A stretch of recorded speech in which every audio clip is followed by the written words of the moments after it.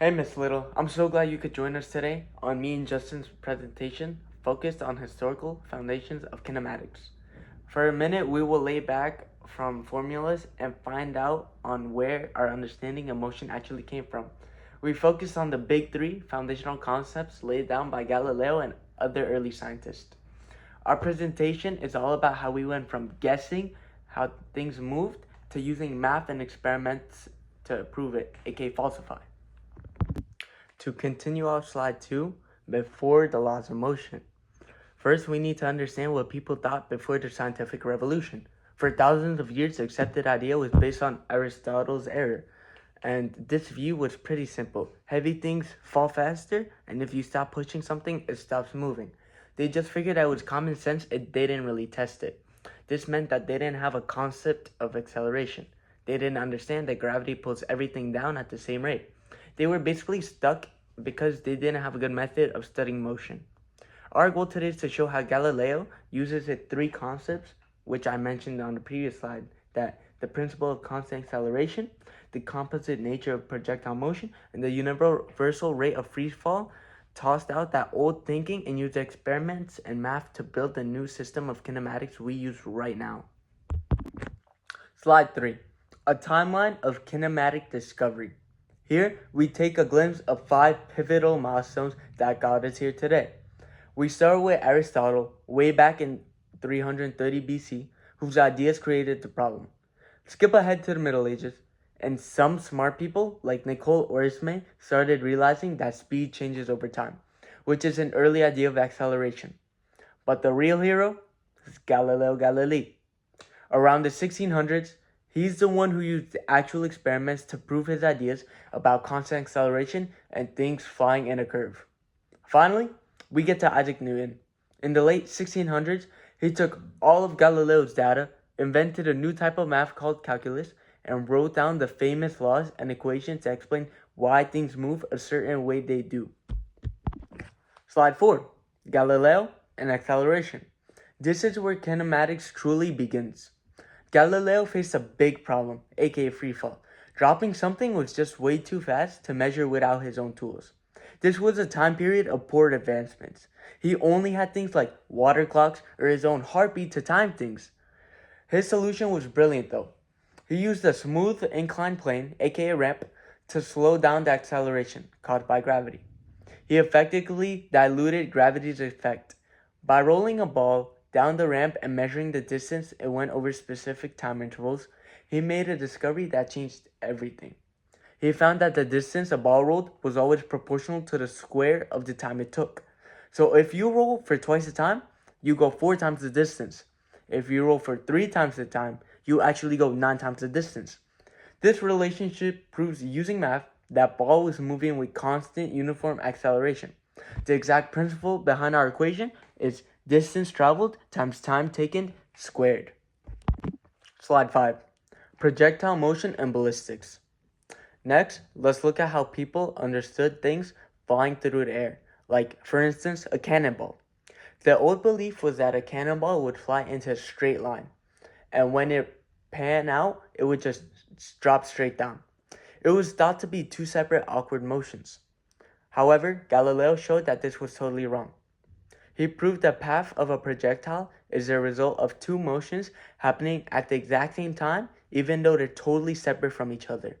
First is the horizontal motion. This is a steady, constant speed because once the ball leaves the cannon, nothing is pushing it forward. So acceleration is 0. Second, the vertical motion. This is consistently accelerating downward due to gravity. When you put a steady forward motion and a constantly increasing downward motion together, you get the curved path we call a parabola. This simple key idea made 2-dimensional kinematics possible. Slide 6. For the final and third example, we will tackle the biggest myth of them all, freefall and universal gravity. As I've mentioned, the old belief was that heavy things fall way faster than light things. You might have heard that story about Galileo dropping things from the Leaning Tower of Pisa, and while that's a cool story and all, his real proof actually came directly from his ramp experiments, which was much smarter. His thinking went like this. If the acceleration of the ball going down the ramp didn't depend on how heavy the ball was, then you would remove the ramp entirely.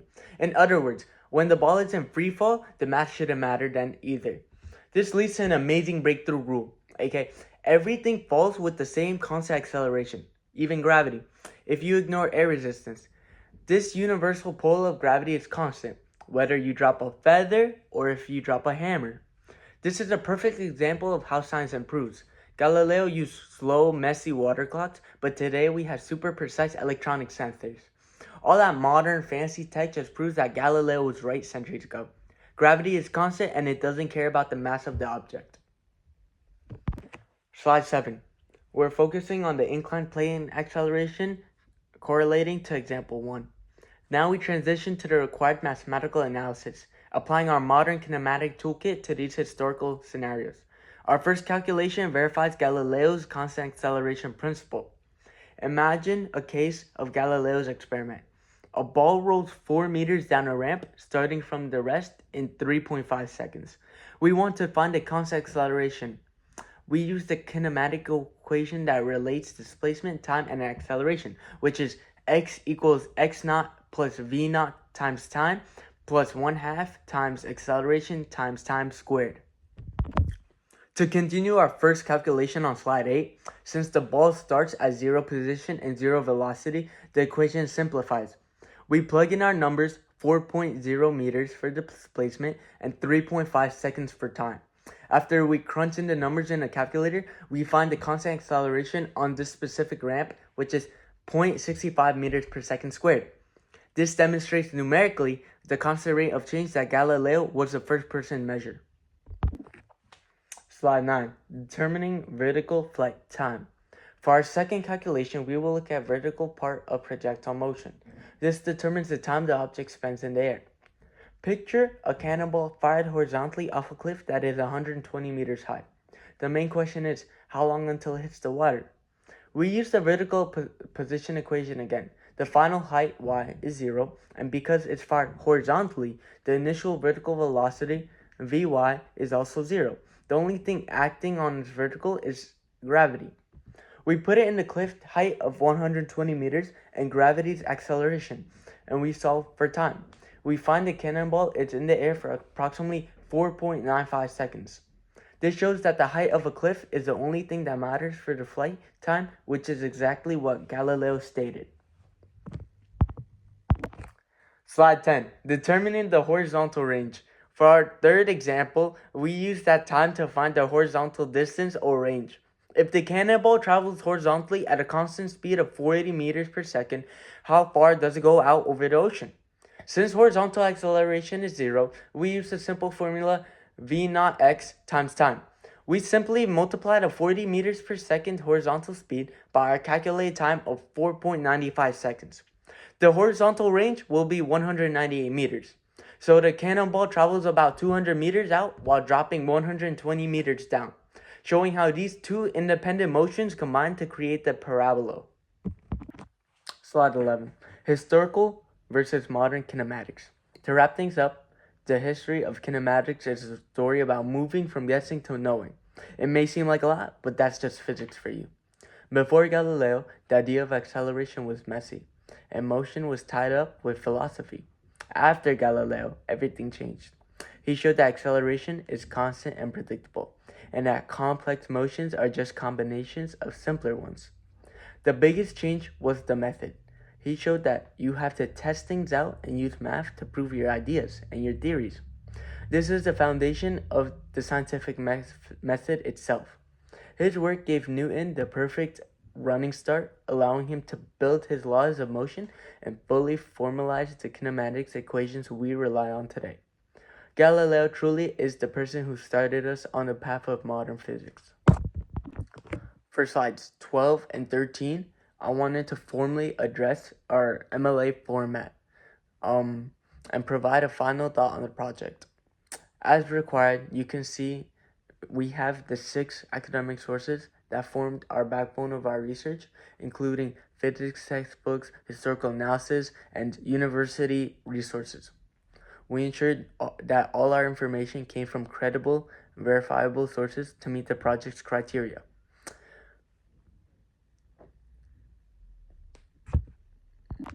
Slide 14. To finalize it all, I want to personally thank Justin Person for his hard work and dedication to joining my group and researching with me the experiments Galileo did, because it was of such importance. And Miss Little, I also wanted to thank you for giving us a project that explored beyond our horizons and allowed us to really appreciate the foundation of the math that we've been learning for the past 2 weeks to 2 months. It's one thing to use equations, but it was fascinating to discover the why and why they existed. To understand the historical struggle and the experiments behind concepts like the three equations that you figure out for horizontal distance, vertical distance, and displacement, and time, of course. So this concludes the end of the presentation. Thank you. I hope you have an amazing day and an amazing break. See you soon.